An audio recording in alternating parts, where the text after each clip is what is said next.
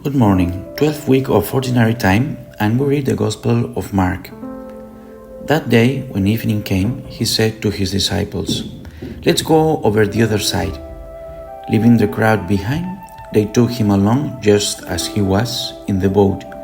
There was also other boats with him.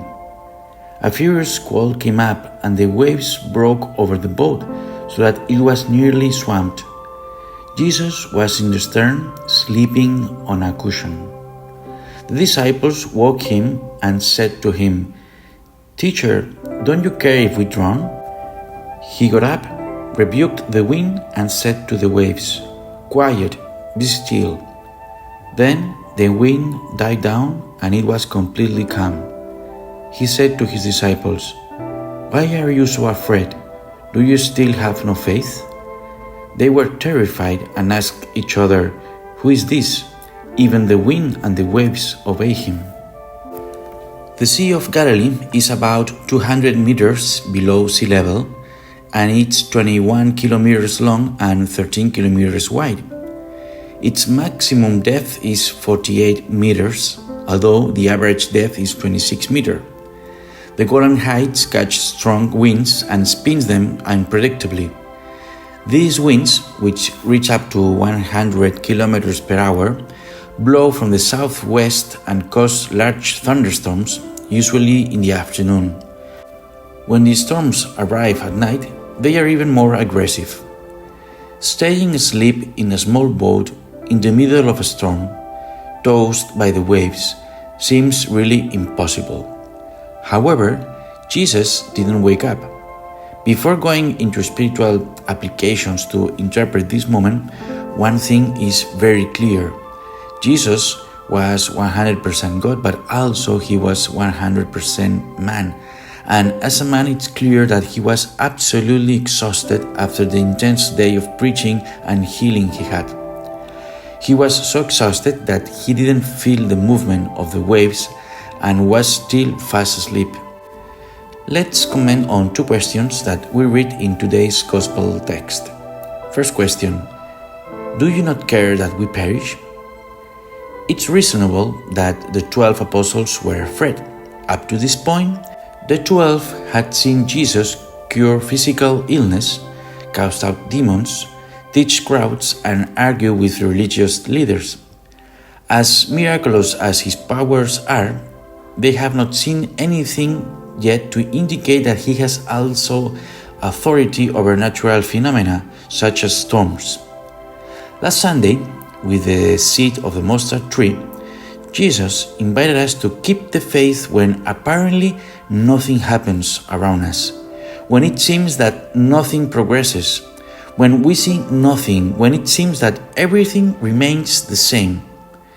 On the contrary, in this episode of the storm, the invitation is to keep the faith not when nothing happens, but when the worst happens, that which we are most afraid of, that which we wanted to avoid at all costs, that which we have no control over.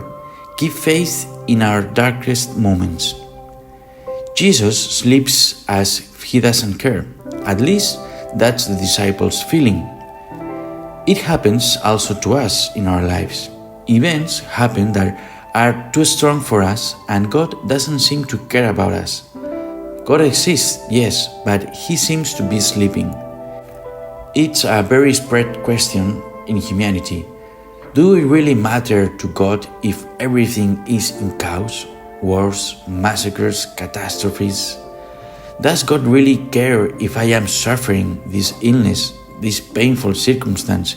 If he has allowed this storm and doesn't appear to rescue me, does he really care about me? It's necessary to awaken Jesus in those moments. St. Augustine says, yes, it's necessary, and he explains as follows.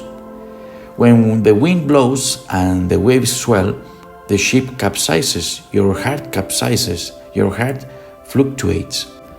As soon as you hear the insult, you feel like taking revenge. If you take revenge, giving into the evil of others, you are shipwrecked. And why is this? Because Christ sleeps in you. What does it mean that Christ sleeps in you? That you have forgotten Christ, that you have forgotten Him. So wake Him up, remember Christ, watch over Him, think of Him. That's what St. Augustine says. So when the waves of temptation seem too high, when the darkness of sin seems too deep, then we must turn to Jesus for help.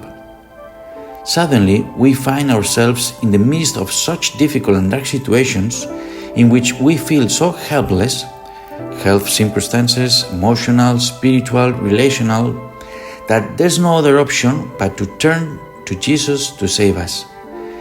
It may be that these deep and dark circumstances are precisely the occasion to encounter and embrace God's power. Another saint, Saint Therese of Lisieux, has other opinion. She believes that we shouldn't wake up Jesus, but have faith that He accompanies us and will not allow us to perish. When is the moment of Jesus' saving reaction? That is what we cannot control. That's what we don't know. It may be soon, it may be later, but it won't be never. It may be in this life or it may be in the next. What's certain, what's true is that Jesus will, at some point, wake up. The second question, why are you afraid? Have you not faith yet? Of course, the disciples' fear was natural and instinctive, but where was their faith?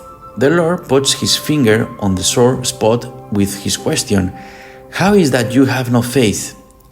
The greatest danger was not the wind or the waves, but the disciples' evident unbelief. And so the Lord pointed out something that happens all too often. Our greatest problems are in us, not in what surrounds us. The anguish is in the weight we mentally give to what is happening around us. And the third lesson, a final lesson about faith. The apostles had obeyed Jesus, and yet they found themselves in the midst of the storm. The fact that we are walking faithfully in the ways of the Lord will not free us from going through the storms of life. The Lord doesn't promise continuous good times to His own, nor does He promise that we will always be spared from bitter experiences or danger. But what we can be sure of in these circumstances is two things: that the Lord will be with us all the way, and that nothing can prevent us from reaching the other side with Him. And God bless you.